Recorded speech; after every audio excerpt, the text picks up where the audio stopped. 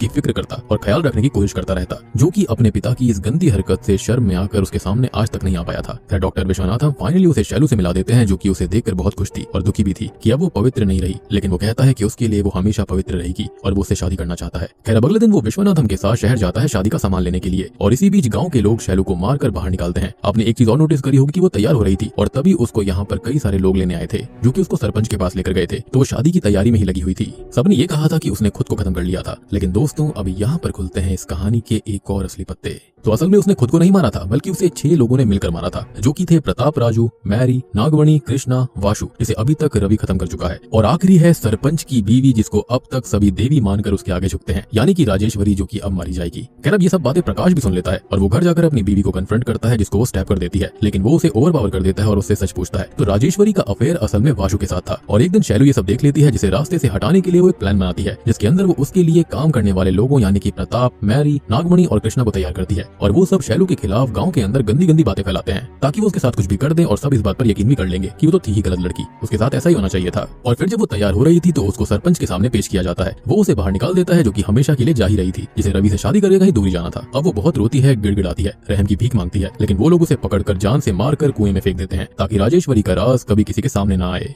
अब यहाँ पर जो प्रकाश था उसका नेचर कैसा भी हो, वो भगवान को माने ना माने, वो रूड हो, एरोगेंट हो, लेकिन उसकी नीयत बिल्कुल सही थी। तो वो राजेश्वरी के पापों की सजा देने उसे जलाकर खत्म कर देता है। और यहाँ पर हम रवि को भी देख पाते हैं, जो कि खुद काफी इंजर्ड हो गया था, और अब वो शैलू को याद करते हुए कुएं में कूदकर खुद की जान दे देता है। वो उसे बहुत ही ज्यादा प्यार करता था। खैर अब अगले दिन पूरा गांव प्रकाश के घर आता है और माया भी वहां पर आती है और पूछती है कि राजेश्वरी कैसे मारी गई, जिस पर वो कहता है कि गांव की भलाई के लिए उसने खुद की आहुति देकर खुद अपने आप को माता को सौंप दिया है, और अब सभी गांव वाले उसके लिए रोने लगते हैं, उसकी जय जयकार करने लगते हैं। अब अगले दिन में डॉक्टर विश्वनाथम उससे ये पूछता है कि उसने झूठ क्यों बोला, जिस पर वो कहता है कि अगर वो उसका सच बता देता तो गांव के लोग जो राजेश्वरी को देवी मानते हैं उनका विश्वास भगवान से उठ जाता। और